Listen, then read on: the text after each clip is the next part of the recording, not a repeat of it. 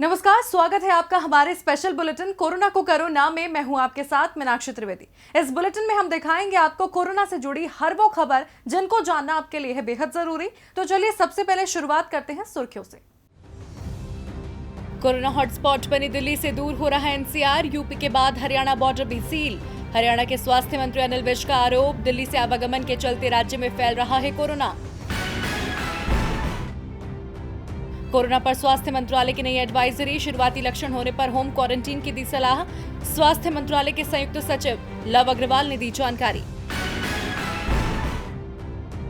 Centre for monitoring Indian economy की नई report, lockdown में बेरोजगारी दर हुई कम, लेकिन 7 करोड़ से ज्यादा लोगों ने कामकाज छोड़ा। कोरोना वायरस टेस्ट पर दारुल उलूम की सफाई, दारुल उलूम ने कहा कोरोना वायरस टेस्ट के लिए सैंपल देने से नहीं टूटेगा रोजा। टेस्टिंग किट पर भारत को ही नसीहत देने लगा चीन, कहा सही तरीके से हो प्रक्रिया का पालन। टेस्टिंग किट में गड़बड़ी निकलने के बाद आईसीएमआर ने लगाई थी इस्तेमाल पर रोक। कोरोना वायरस खतरनाक रुख अख्तियार करता जा रहा है। इस वायरस ने पूरी दुनिया में लोगों के मन में दहशत पैदा कर दी है। तो चलिए सबसे पहले नजर डालते हैं कोरोना के आज के आंकड़ों पर। कोरोना की रफ्तार थमने का नाम नहीं ले रही। लाख कोशिशों के बावजूद सभी तैयारियां नाकाफी साबित हो रही हैं। देश में कोरोना के आंकड़ों पर नजर डालें तो देश में कोरोना के मामले 29,435, अब तक 934 लोगों की मौत, 6,869 मरीज इलाज के बाद हुए ठीक। एक्टिव केस की तादाद 21,632। कोरोना का रिकवरी रेट 23.3% हुआ। 17 जिलों में 28 दिनों से कोई केस नहीं। ये आंकड़े वाकई चिंताजनक हैं। फिलहाल इस पर रोक कैसे लगे, इसको लेकर सरकार रोजाना एडवाइजरी जारी करती है। आज मिली जानकारी के मुताबिक जो लोग होम आइसोलेशन में हैं, उनके लिए अंडरटेकिंग जरूरी है। वहीं क्वारंटीन के लिए जरूरी सुविधा होने की बात स्वास्थ्य मंत्रालय की ओर से कही गई है। घर में एक कमरे में ही कोरोना मरीज का इंतजाम हो। कोरोना के मरीज जिले के स्वास्थ्य अधिकारी को जानकारी दें और आरोग्य सेतु ऐप डाउनलोड करना जरूरी है। साथ ही मरीज ट्रिपल लेयर मास्क का इस्तेमाल करें। वहीं दुनिया भर में कोरोना के मामलों पर नजर डालें तो दुनिया भर में कोरोना के 30,80,000 मामले, 2,12,000 लोगों की मौत, 9,28,000 से ज्यादा मरीज हुए ठीक। अमेरिका में 10 लाख कोरोना के मरीज, अमेरिका में 56,000 से ज्यादा लोगों की मौत। स्पेन में कोरोना के मामले 2,32,000, स्पेन में कोरोना से 23,000 से ज्यादा लोगों की मौत। इटली में 1,99,000 कोरोना संक्रमण के मामले, इटली में 26,000 से ज्यादा लोगों की मौत। कोरोना वायरस महामारी से संक्रमित लोगों के आंकड़े दुनिया भर में लगातार बढ़ते जा रहे हैं। इस बीच कई मामले ऐसे हैं जहां कुछ लोगों में कोरोना के कुछ ही लक्षण हैं, यानी उनकी हालत ज्यादा गंभीर नहीं है। ऐसे में लोगों के पास घर में रहने और आराम करने की बेहतर सुविधा है, तो वो होम आइसोलेशन का पालन कर सकते हैं, और जो स्वस्थ हैं वो भी लॉकडाउन और सोशल डिस्टेंसिंग का पालन करें। पूरी दुनिया में तबाही मचा रहा जानलेवा कोरोना वायरस धीरे धीरे अपना दायरा बढ़ाता जा रहा है। कोरोना अपने आप में एक पहेली बना हुआ है। जैसे ही वैज्ञानिक कोरोना को समझने की ओर एक कदम आगे बढ़ाने की कोशिश करते हैं, वैसे ही कोरोना अपना रूप बदल लेता है। अब कोरोना के नए रूप से आपके शरीर के एक अंग पर खतरनाक असर पड़ेगा। देखिए रिपोर्ट। जिस कोरोना ने पूरी दुनिया को हिलाकर रख दिया है, उस वायरस से जुड़ी एक और नई जानकारी सामने आई है। ये नई जानकारी आपको बताएगी कि कोरोना के कई रूपों में से एक खतरनाक रूप है जो सीधा फेफड़ों पर अटैक करेगा। खबर आ रही है कि इस जानलेवा वायरस ने खुद में बड़ा बदलाव कर लिया है। आपको बता दें, कोरोना वायरस ने अब तक 10 अलग अलग तरह के बदलाव किए हैं। इन्हीं बदलावों में से एक है A2A। वैज्ञानिकों ने शोध में पाया कि A2A टाइप वायरस पहले वाले वायरस से भी ज्यादा खतरनाक है, और पूरी दुनिया में इसी संक्रमण के चलते मरीजों की संख्या में अब इजाफा देखा जा रहा है। National institute of biomedical genomics Kalyani Bengal के एक शोध में पाया गया कि A2A वायरस ने अब पूरी दुनिया में कब्जा जमा लिया है। शोध के मुताबिक वायरस का ये बदलाव और भी ज्यादा खतरनाक है।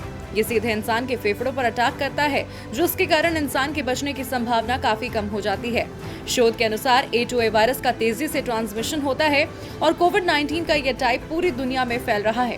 कोरोना वायरस का ये बदलाव वैज्ञानिक दृष्टि से काफी अहम है, क्योंकि इससे वैज्ञानिकों को वैक्सीन बनाने में काफी मदद मिलेगी। शोध के मुताबिक पिछले 4 महीने में कोरोना वायरस के 10 प्रकार मिल चुके हैं। कोरोना से लड़ने के लिए पूरी दुनिया लॉकडाउन है। भारत में भी फिलहाल पूर्णबंदी है। ये बंद 3 मई के बाद भी बढ़ने वाला है या नहीं, और अगर बढ़ता है तो इसकी मियाद कितनी होगी, ये समीक्षा के बाद सामने आएगा। लेकिन इस 1 महीने के लॉकडाउन में बहुत कुछ बदल गया है। देखिए रिपोर्ट। भारत में लॉकडाउन पहले 14 अप्रैल तक लगाया गया था, जिसे बढ़ाकर 3 मई तक कर दिया गया और लॉकडाउन का 1 महीने का समय बीत भी चुका है। इस दौरान भारत ने कोरोना के खिलाफ अपनी तैयारियां और भी तेज कर दी हैं। जो बदलाव दिखे वो सकारात्मक हैं। सबसे पहले आपको बताते हैं कि इस महीने में क्या बदला। लॉकडाउन में भारत की स्थिति में कितना सुधार। लॉकडाउन के शुरुआती दिनों में 70 कोविड डेडिकेटेड अस्पताल थे। अब 900 से ज्यादा कोविड अस्पताल मरीजों का इलाज कर रहे हैं। 25 मार्च तक देश में 118 कोरोना टेस्टिंग लैब थे। 25 अप्रैल तक लैब की संख्या 360 पहुंच गई। एक महीने पहले रोजाना 3 से 4 हजार टेस्टिंग होती थी। अब हर दिन 35 से 40 हजार टेस्ट हो रहे हैं। 25 मार्च तक देश में 14,000 वेंटिलेटर्स थे। आज देश में 50,000 वेंटिलेटर्स की व्यवस्था है। पहले 5-6 दिन में मामले दोगुने हो रहे थे, अब मामले डबल होने में 10 दिन का समय लग रहा है। देश में 25 मार्च तक 3,34,000 पीपीई किट्स थी। अब 20 लाख पीपीई किट्स मौजूद हैं।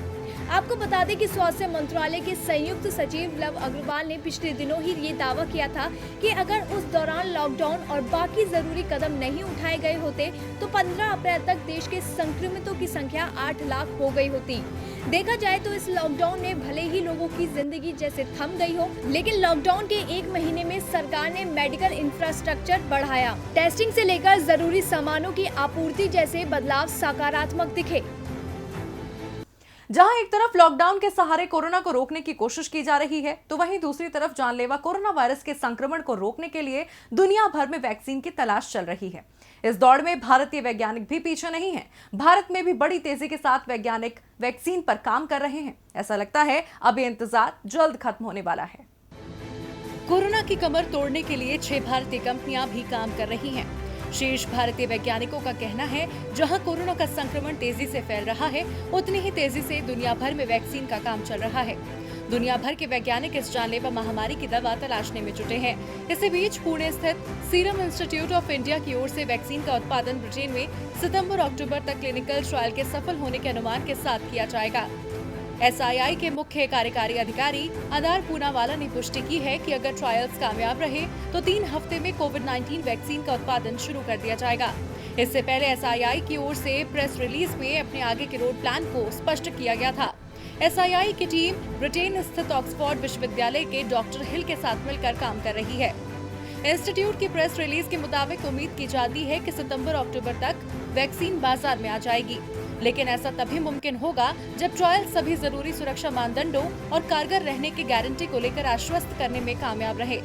पुणे में SII की प्रोडक्शन और मैन्युफैक्चरिंग फैसिलिटी कोविड-19 वैक्सीन को बनाने के लिए पूरी तरह लैस है। इसके अलावा इंस्टीट्यूट कोविड-19 वैक्सीन के लिए एक नई फैसिलिटी का निर्माण कर रहा है। इसे पूरा करने में करीब 2-3 साल लगेंगे। मौजूदा यूनिट्स में से एक में वैक्सीन का उत्पादन करीब 3 हफ्ते में शुरू हो जाएगा। SII का लक्ष्य पिछले 6 महीनों के लिए प्रति माह 40 से 50 लाख डोज का निर्माण करना है। इसके बाद इसे बढ़ाकर हर महीने 1 करोड़ डोज तक ले जाया जा सकेगा। SII सितंबर तक 2 से 4 करोड़ डोज बनाने की उम्मीद जता रहा है। ऐसे में SII की उम्मीद पर भारत की उम्मीद बंधी हुई है। कोरोना वायरस के खौफ के बीच एक राहत भरी खबर है। कोरोना वायरस के इलाज में एंटीवायरल ड्रग्स का ट्रायल लगातार जारी है। इस कड़ी में 2 नई दवाओं को कोरोना का सबसे कारगर इलाज माना जा रहा है। पूरी दुनिया में वैज्ञानिक कोरोना वायरस की दवा को विकसित करने में लगे हैं। कुछ मीडिया रिपोर्ट्स के अनुसार कोरोना वायरस की दवा मिल गई है और इससे 4 दिन में रोगी ठीक हो रहे हैं। चीन के अधिकारी ने दावा किया है कि एक जापानी कंपनी की anti flu drug corona virus के मरीजों पर कारगर साबित हो रही है। सबसे पहले बताते हैं आपको इस दवा के बारे में। जापान की कंपनी फ्यूजीफिल्म की दवा एविगन, इस दवा को फेविपिरवीर के नाम से जाना जाता है। 2014 में इस दवा के इस्तेमाल को मंजूरी मिली थी। वुहान और शेनझेन में संक्रमितों को ये दवा दी गई है। 340 कोरोना रोगियों पर परीक्षण किया गया। दवा के सकारात्मक असर दिखे। रिकवरी समय को ये दवा कम करती है। फेफड़ों में करीब 91% तक इम्प्रूवमेंट देखा गया। 4 दिनों के बाद इनका वायरस टेस्ट नेगेटिव आया। दवा का कोई साइड इफेक्ट नहीं दिखा, तो वहीं 70 से 80 लोगों पर कोई सुधार नहीं हुआ। रिपोर्ट के मुताबिक साल 2016 में जापान की सरकार ने इबोला वायरस के दुनिया के कई देशों में पहुंचने के बाद इसकी गोयना में बतौर आपातकालीन दवा सप्लाई की थी। फेविपिरवीर ने सरकार से इस बात की इजाजत मांगी थी कि इसका कोविड-19 के मरीजों पर फुल स्केल इस्तेमाल किया जाए। वहीं भारत में फेविपिरवीर और इम्यून मॉड्यूलेटर ड्रग टोसिलिजुमाब दवा के प्रयोग के आकलन करने के लिए टास्क फोर्स का गठन किया गया था। इस टास्क फोर्स ने अपने पहले मूल्यांकन में कहा, ये दवा कोरोना के इलाज में सबसे कारगर दवा है। इसकी समीक्षा के बाद इस पर वैज्ञानिक दस्तावेज तैयार किया जाएगा, क्लिनिकल ट्रायल किया जाएगा और फिर इसके बारे में अपडेट दिया जाएगा कि इसका इस्तेमाल कब किया जा सकता है। आपको बता दें, भारत में इन दोनों ही दवाओं को तैयार करने की क्षमता है और अणुओं के मूल्यांकन के आधार पर ही इसे तैयार किया जा रहा है। साथ ही दवाओं के फिर से प्रयोग किए जाने पर भी जांच चल रही है। टोसिलिजुमाब की बात करें तो इसका इस्तेमाल कई 100% रोग के इलाज के लिए किया जाता है। कोरोना के इलाज के लिए दुनिया भर में इस पर 24 क्लिनिकल प्रयोग किए जा रहे हैं। टास्क फोर्स के शुरुआती मूल्यांकन के अनुसार नतीजे ये बताते हैं, जो मरीज गंभीर रूप से कोरोना वायरस से पीड़ित हैं, उनका इलाज इससे किया जा सकता है। इस बुलेटिन में फिलहाल इतना ही। अपना और अपने परिवार का रखें ख्याल। नमस्कार।